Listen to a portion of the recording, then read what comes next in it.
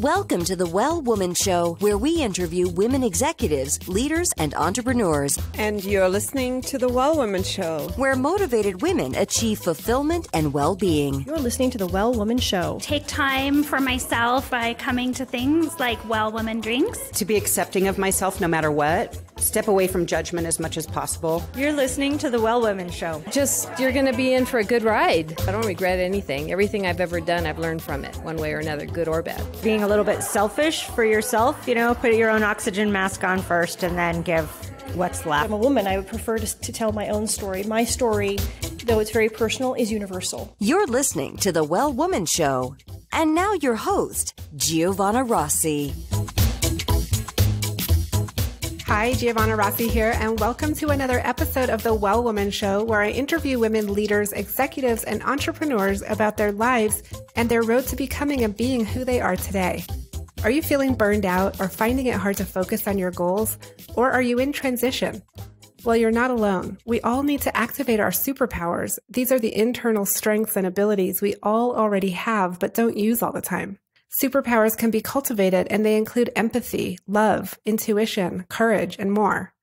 As always, this episode is brought to you by Well Woman Life, a global community of women living our best lives. Whether it's your health, relationships, your money, or making an impact in your community and the world, Well Woman Life has you covered. You've made a commitment to not settle, to use your voice, and to live your best life. Well Woman Life offers annual memberships, workshops, and retreats to support you. Check out wellwomanlife.com/Facebook to join our growing community. Now back to the show. Okay, I'm here with Amy Porterfield. I'm so excited to talk to you, Amy. Welcome to the program. Thanks for having me. I'm so excited to be here. Yay. All right. So for our listeners, I want to formally introduce Amy. A lot of you know her name and have heard either, interacted with her online or on her podcast, but I want to do the formal bio so that everybody knows, because not all my listeners are like online marketers. So Amy is an online marketing expert and educator and the host of the top-ranked podcast, Online Marketing Made Easy. She's worked with mega brands like Harley-Davidson Motorcycles and peak performance coach Tony Robbins, where she oversaw the content development team and collaborated on groundbreaking online marketing campaigns. So through her podcast and her online marketing courses, and her online community, she proves that moving away from step by step and into action by action, even for the newest online entrepreneurs, can bypass overwhelm and self-doubt and instead generate exciting momentum as you move closer to building a life and a business you love. That sounds awesome. It does sound pretty good, huh? That really does sound great. And I want to dig into a little bit about that. But first, I want to hear from you. Who is Amy Porterfield? Who are you in the world? We just heard your bio, so we know your titles and all of that. But who are you really in the world as a woman, as a mom, as a business owner, and all of the other things? Ooh, such a good question. So I'd say I am someone who deeply feels. I'm a sensitive kind of girl, and I have been since I was really little.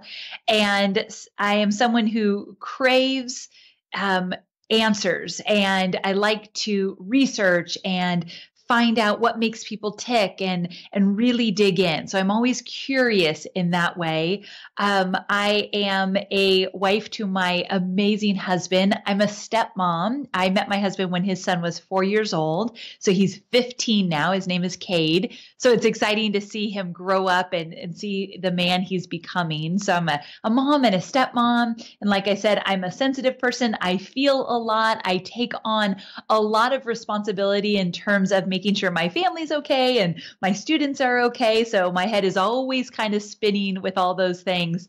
But I also am somebody who deeply craves peace in my life and simplicity. So I built this crazy big business and I have this crazy life with my husband and son, but I'm always kind of gravitating toward more of a simple life. And how can this be a little bit easier and peaceful? So that's always something that's going on in my mind. Yeah, that's so interesting. And as an online marketer, you are obviously alone a lot in your office. Is your team Are any of them in person sort of with you, or are they Great all... question. It's a great question because the timing of it is just so impeccable in the sense of I've always had a virtual team, and I always tease that I have a small but mighty team. So we don't have a big business. For so long, I've had about 4 core people on my team, and then I use a lot of contractors.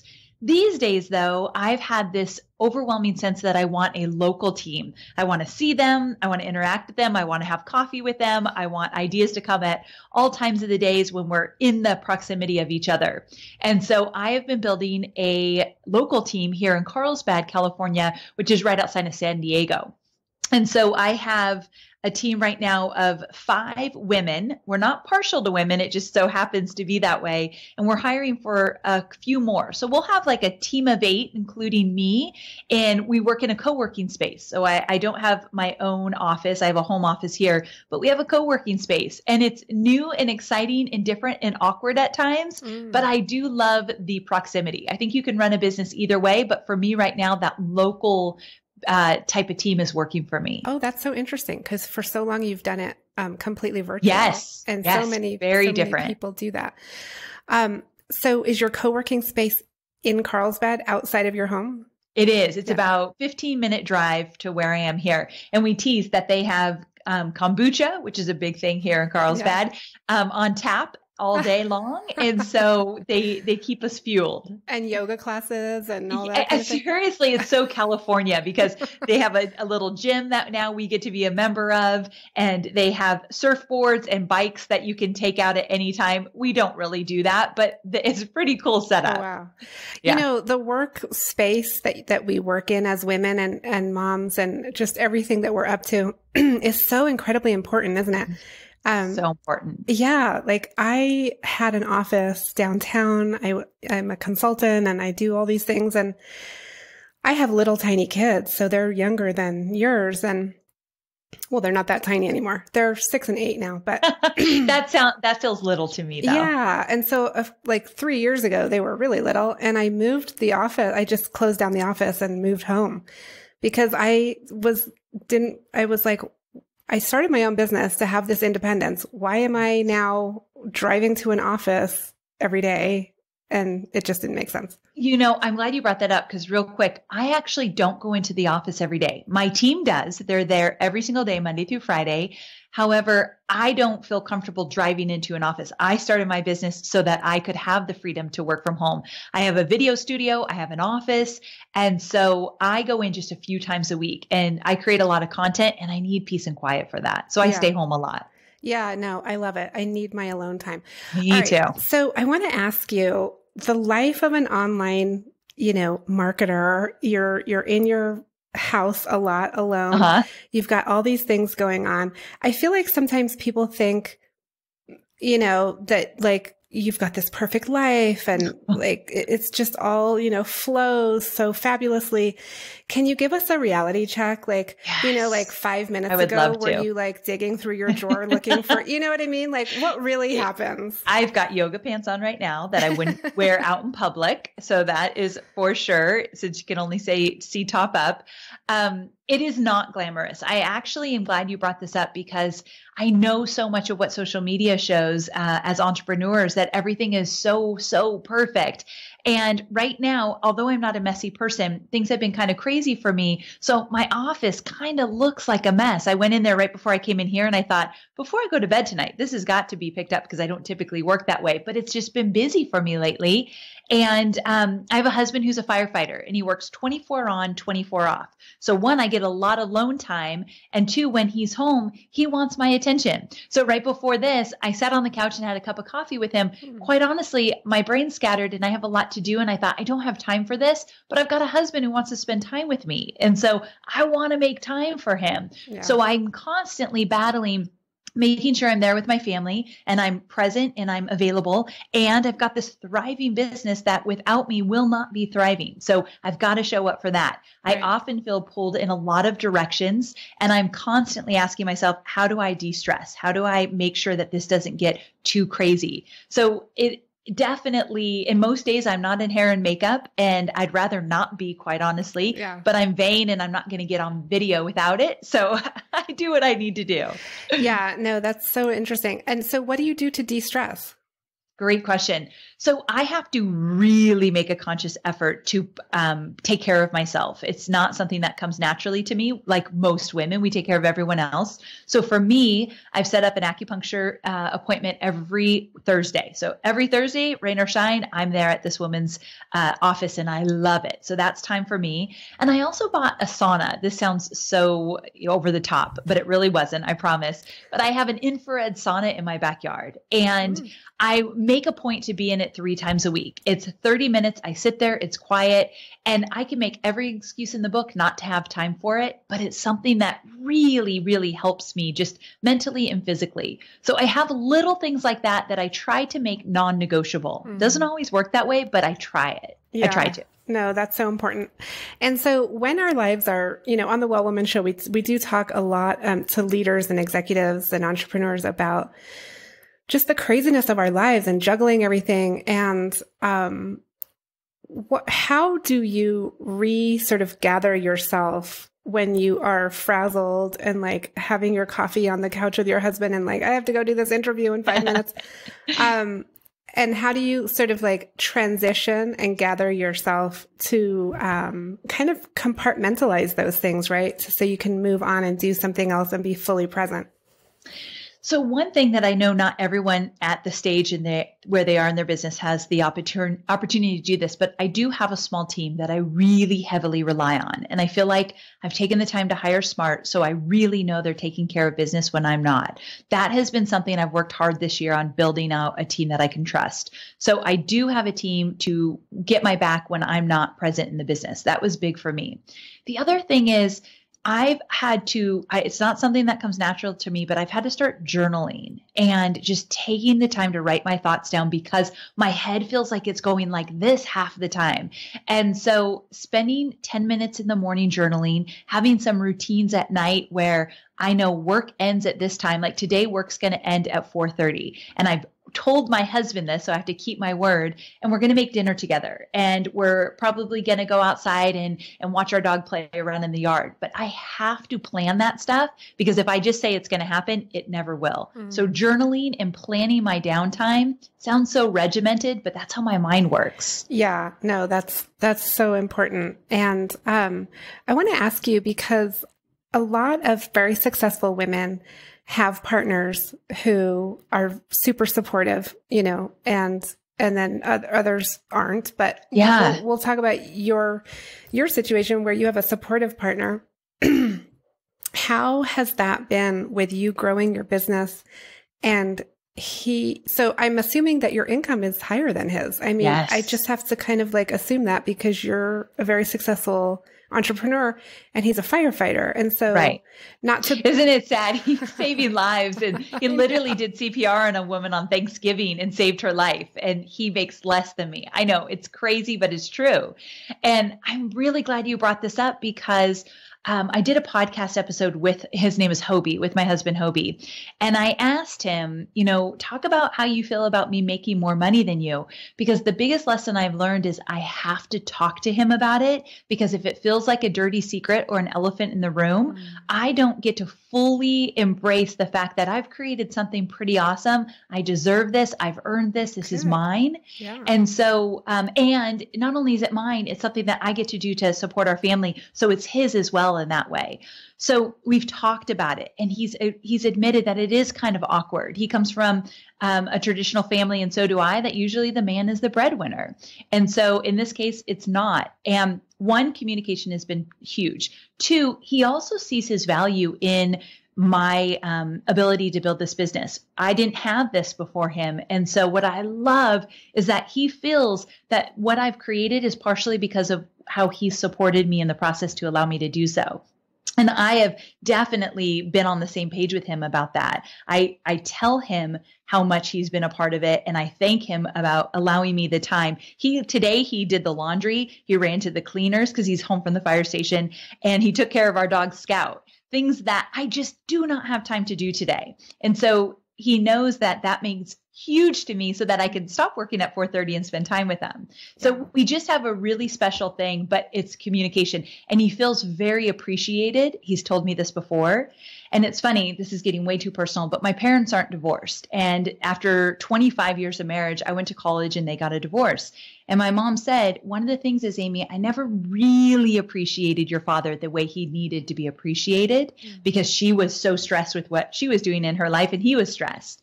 And I think we need to take the time to let our loved ones know how much we appreciate them helping us do what we do.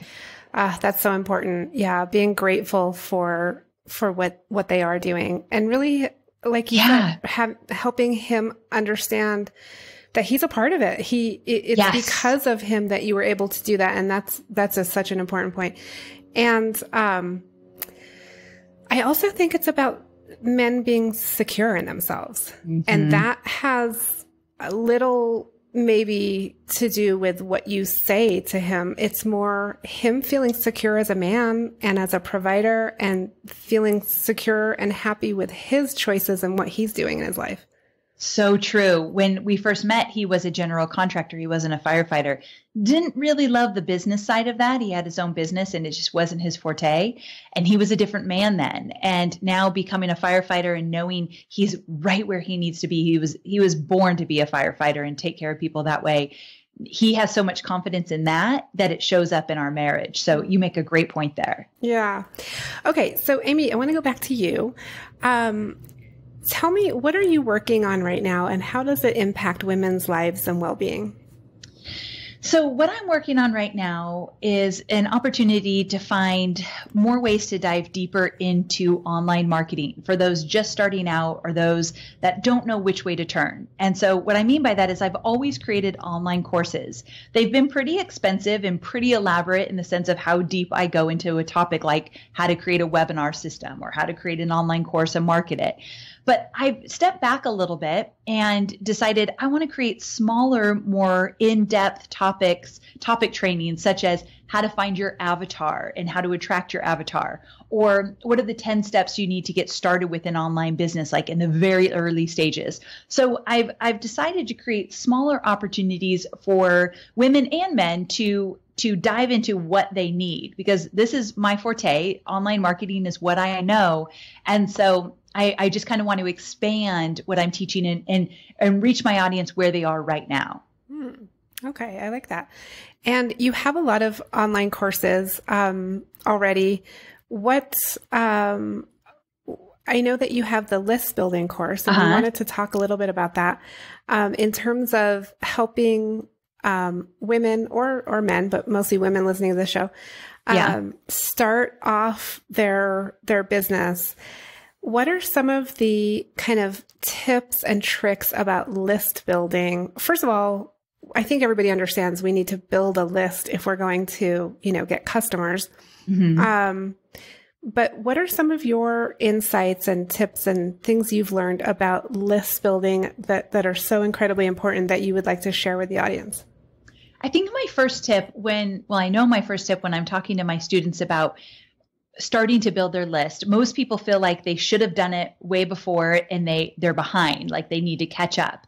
And I always teach my students to have a list building mindset in all that you do. I always say, always be list building. So to have a list building mindset means that on your website, on the homepage, there's some opportunity for people to sign up for something of value. They give you their name and email, you give them a valuable guide or cheat sheet or a great video you recorded to dive into a certain topic. So always be list building means you have these opportunities out there. If you do a Facebook Live, maybe your call to action is, hey, I've got a free cheat sheet. If you like this topic, you could dive in a little bit deeper. Or using social media or paid ads. Always tie it back to how can I build my list? And here's the reason why having a list building mindset, meaning everything I do, there's got to be a list building component in there. The reason why it's so important is that, and I can give you a story from my own life. When I first started my online business, I didn't think about list building for 2 full years. And when I was ready to promote my first program, I promoted it. I had no one to email it to, and it was like I was promoting it to crickets. I had built up my social media following, but that is a fickle audience, and they are inundated with messages every second on Facebook and Twitter and Instagram. But when you have a really valuable, engaged email list, they literally are looking for your email. There's a few people out there that market to me that anything they send me, I open it up. That's who you want to be to your audience. And when you have that list, even if it's a few thousand people, you are always able to sell. And to have confidence in your business, part of that is to make money in your business. And to make money in your business, you have to have an audience that is ready to buy. You're going to find that in an email list a lot sooner than you will ever find it in social media. I love it. This reminds me of when I started out in my early career in politics doing campaigns. List building was hugely important. Yes. And that was when we did direct mail. Actually, I'm dating myself, but we did direct mail. I'm with you, girl. I've been there. And then we started doing email, but really it was direct mail. And I just remember sending off my first direct mail to my database and getting back these floods of mail and checks and things to support the organization that I was running. And it was just amazing. But now we're switching over, we've switched over to email marketing, and it's so important to still really pay attention to that list. And when when people unsubscribe, that's a good thing, right? Because then they're weeding themselves out and you're not wasting your time on them. So true. I always say, don't even worry about the unsubscribes. They're just saying, hey, I'm not right for your stuff. And that's okay. You can't attract them all. Yeah. Okay. And do you have any more tips about list building? Yeah, I think another one is to keep it simple in the beginning. So if you haven't started list building, or it's something you haven't been too strong on inside of your business, I say keep it simple, get fancy later. That means just focus on one list building opportunity. Like I said, a cheat sheet, a checklist, a guide, whatever it might be. But remember, a name and email today is a hot commodity. Back in the day when I first started to market like you, an address, a physical address was a hot commodity. These days it's name and email. And so in order to get them to give that up, you've got to say, you need this, you want this. Now, part of that is really understanding your audience, talking to them more, listening more than you talk, and also really asking the right questions so you can uncover what they need and want. Once you uncover that and create a lead magnet around that, you're starting out simple. You just have one thing out there that people can sign up for. As you get good at this, you can add layers to it. But I think people try to make it too complicated in the beginning, and then they do nothing. It's kind of with everything with online marketing. So keep it simple. Just focus on that first lead magnet, get it up and running. And then you can start adding the bells and whistles. Okay. Yeah. It can get really complicated really fast. Yeah. So when you have your one lead magnet, and this is for all the folks listening who might be really just starting out, or, they might not have really dabbled that much in online marketing. They might have a local community that they talk to, but now they're wanting to reach out a little bit more online.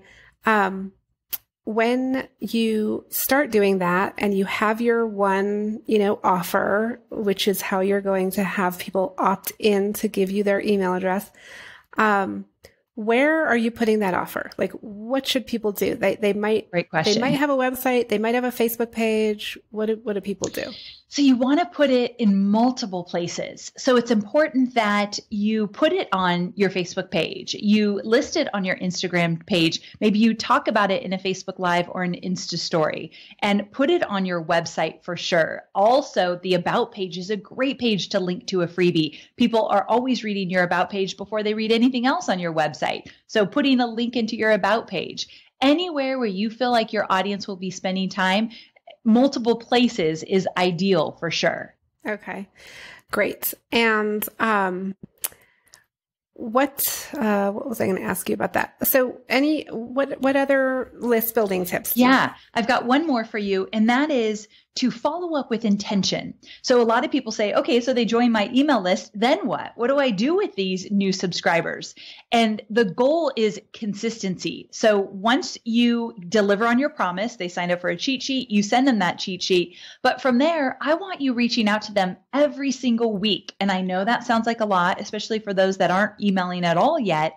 But every single week you're reaching out to them because you want to be top of mind. But when you reach out to them, maybe you're linking to a latest blog post that you created or a podcast episode. Maybe you're telling them a story that would be valuable for them, including images and letting them behind the scenes with you. Whatever that might be, you have to build a relationship. And we all know that it's hard to build a relationship when you pop into someone's email box maybe once a month. You will be forgotten so very quickly. So be intentional about this and reach out to them every week, ideally on the same time, same day, so they really get used to hearing from you. That will make a huge difference. You don't have to have a big list, but you do need an engaged list, and this will help you do so. Yeah. Okay. So what about when you have a list and a huge percentage of them are not engaging? So they're not really responding. They may or may not be even reading the weekly email, and they're certainly not opting into anything that you're offering. What can you do to re-engage, or do you just sort of have to say goodbye to those people? So you can re-engage. So sometimes what we've done is we've sent out an email with a subject line that will really grab their attention, even something like, hey, do you want us to take you off the list, or something like that. So they know like, ooh, wait a second, I need to pay attention here. And in that email, you want to tell them, look, I'm planning on sending you information about this or that, or I've got a great campaign coming up. Do you want to continue to hear from me? And you could even have them hit reply back to that email or click a link that says yes or no, but give them the opportunity to say, I want to stay on your list. Because if they do, that means they are very much engaged. But before you do something like that, in order to re-engage your audience, you might need to change up your media. So if you're always sending your email subscribers to a blog post, make a video and put an image of the video in the email. Not a lot of text, this keeps falling out. Hold on. Not a lot of text, just a little bit of text and a big image of you on video, like a screen grab. They click it and link over to the web where they can watch the video. So now you're coming to them in a different way. You might need to shake things up and change things up in order for them to engage. One more quick thing. When you have a really small email list, which we all do in the beginning, take advantage of asking them to hit reply and answer a question for you. Make it an easy question to answer so they don't have to write you a novel, but I want you to read it and respond back. If they get that interaction from you, it's so much easier to create a fan for life. So as your list is small, maybe send out an email and ask them to hit reply, but let them talk about themselves. So let them share something with you. One, you'll learn more about them. Two, we all love to talk about ourselves. I love that. That's such great advice. That's so great. And then what about when you are, when you've sent a series of emails and you want to really get them to, like you said, answer some sort of question. What about some kind of poll? Like, I love it. Or survey, to get to know them better. I recently have been working on a survey for my list, and there's a great resource that you might want to look into. It's called Ask, A-S-K. Ryan Levesque wrote the book. I think that's how you say his last name. Really good book. And it helps you come up with the questions that you want to ask inside of your survey. And so I needed a little help. So we used that book, but we're going to send out a survey to our list in 2 weeks because I need to know more. Before I create my next big thing, I need to know what my audience wants and what they truly need. So surveys and polls and asking questions, it's all so that you become better. You are able to make a bigger impact for them, but you also become a better marketer. Yeah. And then, Amy, are you at the point where you're doing a lot more live events or a lot fewer live events? Because do you like to interact, in person with your audience? So the right answer would say yes, but there's a caveat here. So I am an introvert by nature. Like I wish actually I wasn't. I wish I was more of an extrovert, but I get very depleted energy wise when I'm around a lot of people for a long period of time. And so typically I'd say, no, I don't like to do live events in person. However, I do offer a few a year because they come with a bonus of one of my programs. And I have to tell you, I kind of dread it up until the minute I'm there. And the first time someone comes up to me and says, hey, Amy, let me tell you about my business, or I tried this and I'm doing that, or they tell me about their kids or whatever, I'm like, tell me more. I actually genuinely enjoy it. So I have to remind myself, Amy, when you get there and when you're engaging with your audience and your students, you love it. But for some reason, I really don't love leading up to it because I think it's going to be overwhelming and uncomfortable and awkward. And it never is. So yes, I love engaging with my students, but I often forget that I'm engaging in real life. And next year, I'll do a few live events. I might do 3 a year at the most. Typically, most of what I do is behind the camera or behind my computer. Yeah. Yeah. Well, and I just want to throw out there that your introversion is probably your superpower. So You think so? Oh, yeah. Yeah. Those things that we're like, oh, I wish I wasn't so this or so that, or I'm too this, too that. Those are usually our best assets. Those are our true superpowers, because who would you be without that? That's a great point. And when you say that, it makes me want to like embrace it more. I don't know how I would do that, but I want to explore that. Oh my gosh, totally. Yeah, I just had to put my little coaching hat on there. I'm glad you did. Thank you. I've never looked at it that way, so I will for sure. Oh yeah, no, I have a whole like little workshop I do to just uncover your superpowers that way and then start using them. So good. And that just popped out like really, really clear. But also when, you know, I have seen introverts really sort of get depleted by a lot of that interaction. And so it's about, I think, really designing those interactions so that they don't deplete you, but actually feed that energy. Because as you said, once you get talking with them, it's completely energizing and you don't feel depleted. You feel depleted when it's not, when you're like pushing too hard, when you're making it happen and it's not in the flow, right? Yes. So true. And it feels like leading up to the event, we're working hard on making it great. So I'm pushing. And then that's when it starts to feel like, oh, I don't know if I want to do this. And then it's a different experience when I'm there. I love that you bring this up because I was talking to my team member yesterday and I said, next year when we do events, we're going to ask ourselves, what would make this extra fun for us? Not just our students, but what would make me say, I cannot wait to show up? Because I don't want to create a bunch of stuff that I'm like, oh, I can't wait till this is over. Right. And, you know, as entrepreneurs, that's not what our goal here is. So I'm going to start asking myself, what would make this like a 10 on the fun scale or 10 on like, I cannot wait to get there. So I'm going to keep that in mind. Yeah, totally. No, I love that. And let's see, I want to ask you, I want to go into the segment called Superpowers for Success. Okay. To wrap up the show. But first, a quick word from our sponsor. Being a well woman includes being financially healthy.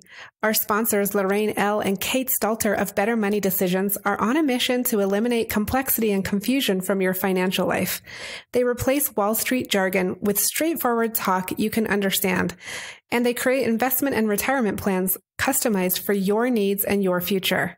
Download a free copy of their latest book, Don't Let Your Money Kick the Bucket Before You Do, and learn how to avoid the biggest mistakes women make when planning for retirement. Go to bettermoneydecisions.com/wellwoman and download your free book today. And I want to ask you first, Amy, what does success in life mean for you? Ooh, for me personally, it kind of goes back to what I talked about in the beginning. I feel that I am successful if I have a beautiful relationship with my family, my husband, my son, my immediate family, if I feel really connected to them. It starts there right away.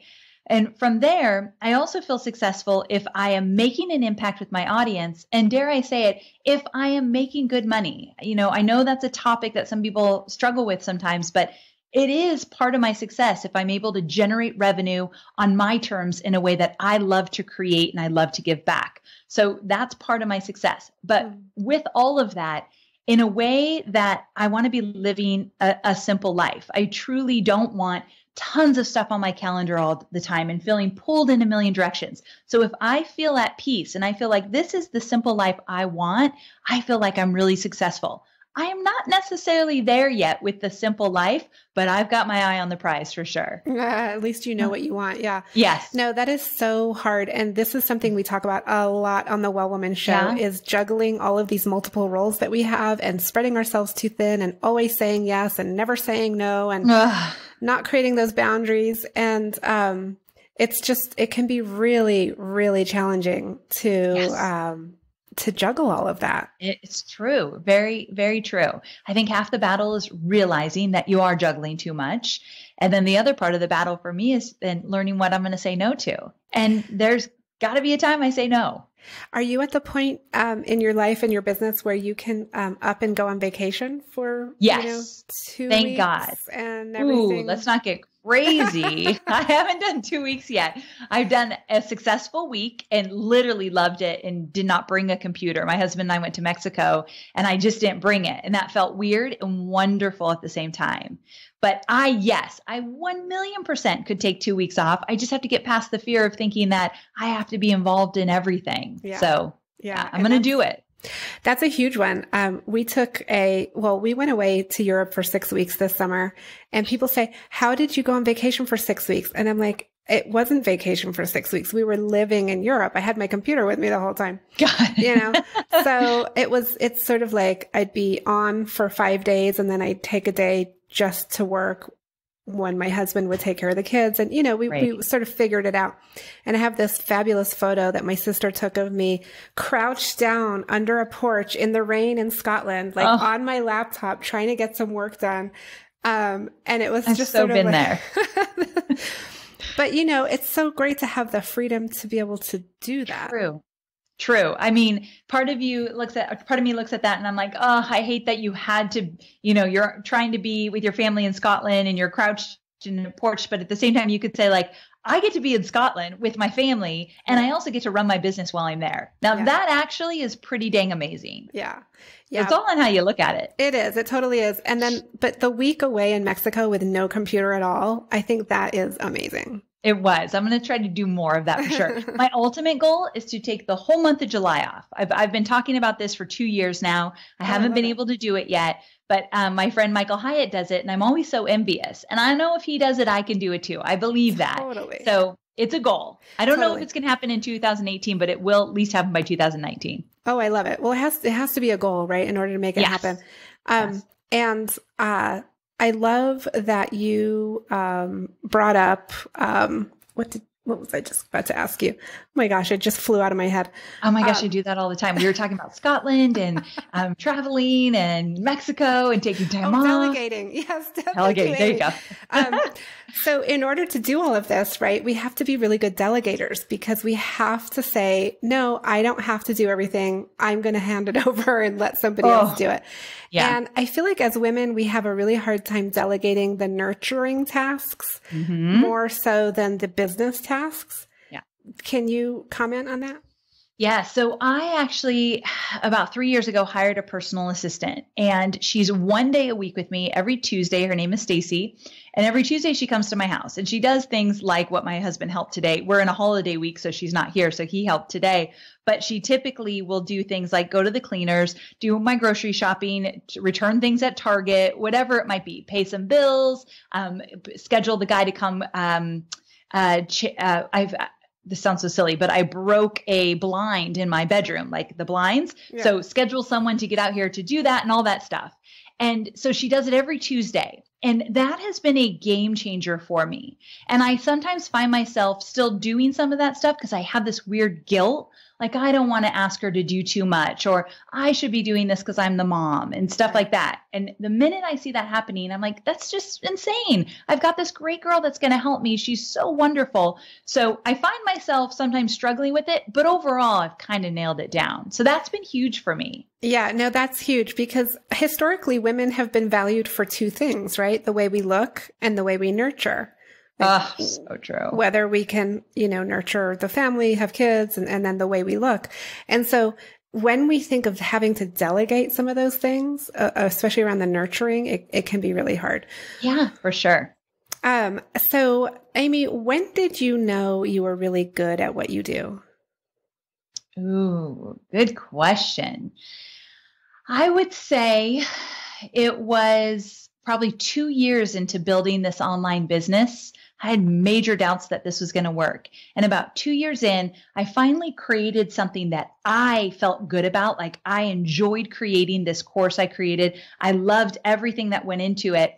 and it was well received by my audience. It didn't make tons of money, but the people that had went through the course, they got value, they saw results. So I enjoyed the process and they actually got results from it. So for me, that was like, okay, I am really good at teaching content. And I listened to the feedback they gave me, and I heard a pattern of, we like how you break down the content and you hold our hands and it feels like we know you and you're our friend. Mm-hmm. Not everyone teaches content like that. Other people teach it in really cool ways that are different than me. But I knew, wait a second, that feels good to me. I'm onto something there. So I've capitalized on that since that very beginning. Yeah, because that's your unique thing that you bring to teaching. Yeah. So I had to like really pay attention to hear what they were saying. Yeah.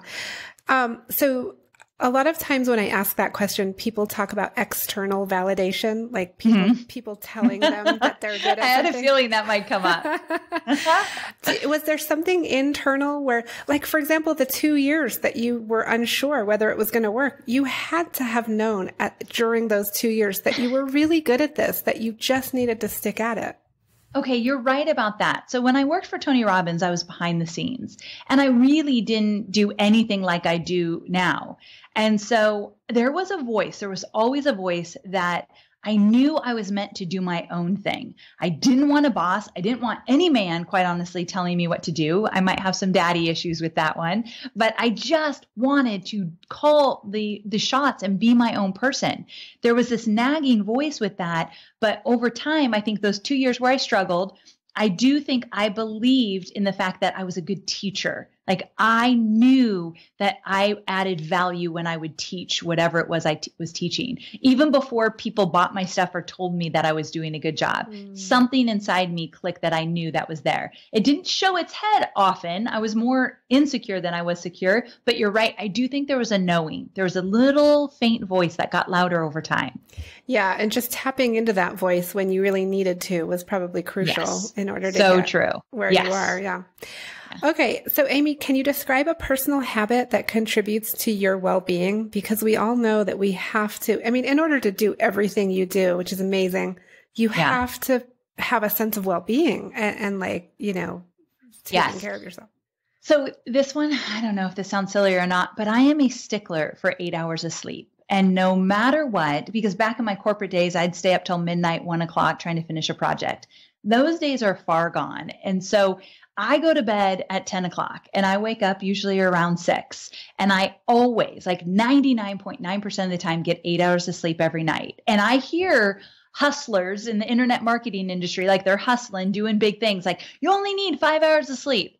And that does not work for me. Mm-hmm. And so I'm rarely sick and I feel good most days. And I really do contribute it to my 8 hours of sleep. Yeah, no, that's so important. Isn't it funny how, sort of several years ago, you would have looked at that and been like, there's no way. No, that's impossible. I'm not working hard enough. Yeah. I'd say like, I'm not hustling. I'm not working hard enough. How bad do I really want it? These days, I'm like, I really want it. And that means that I got to feel good every morning. Yeah. So yeah. It's when you make it your reality and you can see the benefits of it that you really can stick with it. So true. Okay. What superpower did you discover you had only to realize it was there all the time? Ooh, it's such a good question. I realized, let me think really just for a quick second. A superpower that I realized I had that you said I realized I had it all along, I think is my ability, this is something fairly new, to really understand where somebody is coming from, putting myself in their shoes and having a lot of compassion and empathy for them. And the reason why this came about is I noticed I was actually being very judgmental. And I'm judgmental of myself, and it was coming out and me being judgmental of other people about silly stuff. And I'd hear myself and think, I don't want to be that person. And so I kind of switched it. And I've worked hard on this to say, I want to be more empathetic and compassionate. Who knows what this person is going through? And I started to tell myself, everyone's doing the very best that they can. So that started to happen. And I realized, wait a second, deep down, I think I've always been this way. Somehow or another, it kind of got a little messy along the way as I was harder on myself. So I don't know if that makes sense, but I really do think I can empathize with people very easily. Yeah, no, that's definitely something that introverts do a lot. Oh, there you go. I'm being true to me. That's for sure. Tying it back to that. So what do you do when you get knocked down? Like, how do you, what's your resilience like? What do you do when you just have like something just didn't work out the way you wanted it to, or you get bad news or something? So I do have an ability to really turn inwards and know that I get to choose exactly how I feel about something. So I really work on my mind game a lot. However, beyond that, I want to add that I have a really small but amazing support system. All I need to do is tell my husband something I'm worried about or something I'm thinking, and he'll put it in perspective, not sugarcoat it, but like bring out the reality of the situation because he knows me so well. Or I call my mom, and I've called my mom all the time since I was really young and went to college. Like, she is a phone call away and she knows me so well. So I go to the people that know me well, that can give it to me straight, but also have compassion for me and where I'm at. So I have a great support system. That's so important. And actually, that's one of the common themes that always emerges from successful women is having that kind of support system. Oh, good. I love that. I love these little tidbits of knowledge that you have that kind of fascinate me. I really genuinely love when you share that stuff. Oh, cool. Okay. So only a few more questions. What advice would you give your 25-year-old self? Chill out, calm down, stop worrying. I have been a worrier, my mom said, since I was a little girl. And I would tell her, well, if I don't worry, something bad's going to happen, which is terrible. I know, like, that's not how you want to live your life. But back when I was 25, I'd say, you're going to figure it out. You have everything you need to figure it out. I wish so bad that I would have just chilled out a little bit back then. So that's what I would tell her. Would she have listened? No, I don't think at all. You know, it's so great that you brought up this question. I saw a picture of me in my very first year of my online business. And so it was 2009. And not only did I look so much younger, that kills me. I feel like being a woman that's center stage on video, I hate aging on video. I have to tell you, I'm working on that because I don't want it to bring me down. But you said it so right that we're expected to look good. And so I hate that part of our society and feeling that. So I want to change it in me and those that I support. But that's not the point. My point being, I saw this girl, me, in this picture in 2009, and I did have that moment where I looked at her and I thought, oh, you sweet girl, like, you have everything ahead of you. You're going to be just fine. I wish I could have told her it's going to be okay. So give yourself a little slack. So I do have compassion for who I was back then. Oh, that's so important though. That's such a huge part of that process, is to have compassion for your younger self. Yeah. So, Amy, do you identify as a feminist? I do, 100%. And I've got, like I told you, I think I mentioned my son, Cade, being 15. I think it's important for him to understand that his stepmom is a feminist and what that means. So we talk about it a lot. That's good. And it's so important for boys and men to really get it. I mean, it more and more so we're hearing, about things and just our world and our country. So true. So it's really important. So last question for you, Amy, on a lighter note, for our listeners, what are you reading right now? What's on your nightstand? Ooh, there's this book called Rest. I don't know exactly who it's from. I just started it. It is so good though, because it really truly is where I want to get to that simpler life. I want to not rest in the sense I got enough sleep, but just rest my mind a little bit. So that's something that I'm reading. But I also have to tell you, I listen to a lot of podcasts, not necessarily all business podcasts. I love the podcasts that are about storytelling. And I take my dog on a walk every day, Scout, and I take Scout on a walk and I listen to these really entertaining or empowering podcasts that are storytelling. And it quiets my mind and it allows me to remember that it's not all about work. There's other stuff out there than just the work. Yeah. So that's kind of been my thing lately. Ooh, good tips.